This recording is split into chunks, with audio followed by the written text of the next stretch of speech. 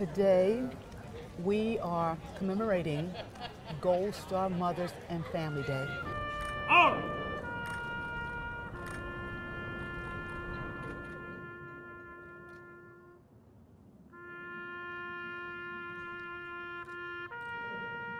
We are a family of mothers whose children have paid the ultimate sacrifice. And we don't want our nation to ever forget their precious blood, the cost of service to this nation.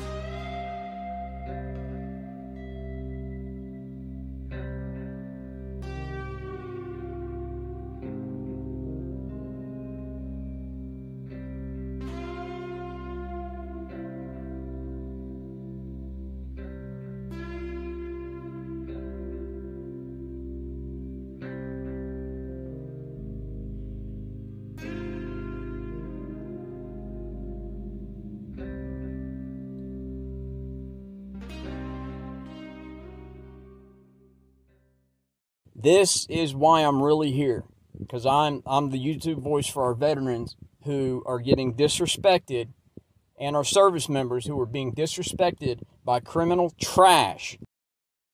You would know that if you ever served anybody else besides yourself, you freaking criminal. You know, hey, what do I know? I'm only a disabled veteran. I've only served my country. You expect the country to serve you.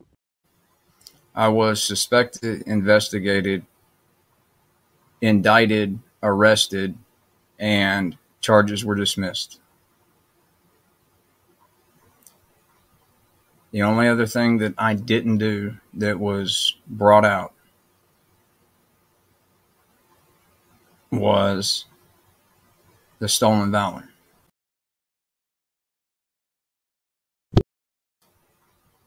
The only other thing that I didn't do that was brought out was the stolen valor. I don't have a Purple Heart. I didn't retire. I was medically boarded out after enough to earn myself 2 Purple Hearts and 3 tours. So I don't have a Purple Heart. Because he's a patriot. He is one of my brothers. Soldiers, sailors, Marines, airmen, and Coast Guard airmen and seamen, we all took an oath, all right? We are here to protect democracy. We're not here to practice it. We're here to kick the shit out of countries and terrorists that want to come play with us. And you would know that if you had ever served. But you thought it'd be a better idea to be a criminal and do drugs and go to prison. The true measure of one's personal courage and bravery is not being afraid. There is nothing wrong with being afraid. Being afraid of catching a damn round in your head, being blown up, being captured and tortured to death by the enemy are perfectly reasonable, normal, plausible fears. What separates us from assholes like this is that me and my brothers and sisters, we recognize those fears. We put them on the shelf and we do our job anyway. Wounded 10 years ago while searching for a fellow comrade in Afghanistan has died. Master Sergeant Mark Allen passed away on Saturday at the age of 46. He was shot in the head in 2009 when he and other soldiers were looking for Bo Bergdahl. Bergdahl deserted his post and was captured by the Taliban. Bergdahl was released in 2014 in a controversial prison swap.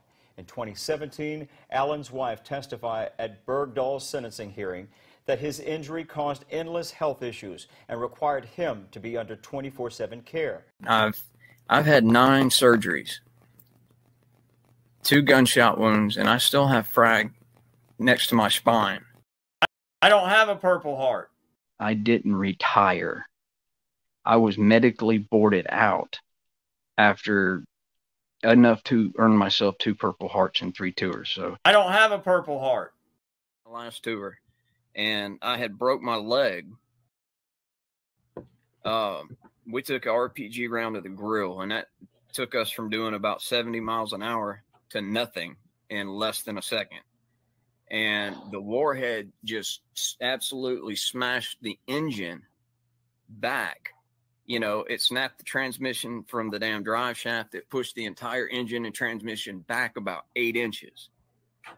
And when it did that, it knocked the damn firewall in. I broke my leg a ½ inch under the knee, and I didn't know about it for 3 weeks. I got to see wasn't a doctor. It was some other. It was like a Dr. Light, and Dr. Light.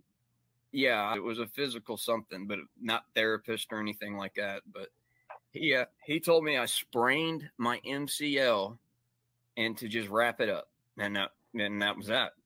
About 3 weeks later, we were off of rotation, and I think I know that guy. I think I know the guy that you're talking about. He's the same guy that they used to fix the cars in East LA. They call him Mickey Mouse.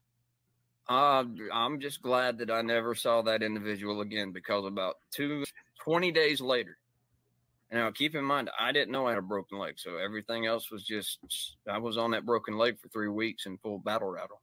And I didn't know about it for 3 weeks.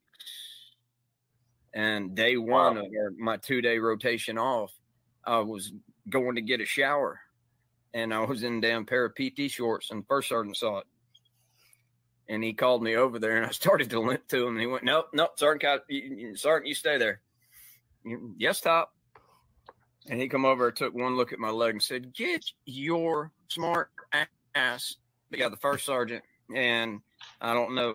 I know, Jerry, we've talked. You haven't, but I don't remember if you spent any time in the military corrections. But, you know, when you're a staff sergeant and your first sergeant tells you go do something, you go do it, and you jump, snap shit and do it.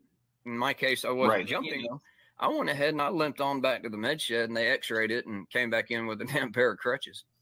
I'm like, ruh-roh. So yeah. Did that 3 weeks. It was a diagonal break on my tibia, ½ inch under the knee joint, diagonally all the way across. And then I had a linear fracture. Now that runs along your bone. That one was like 6 inches long and almost a 1/4 inch wide. Well, they put a plate and 9 screws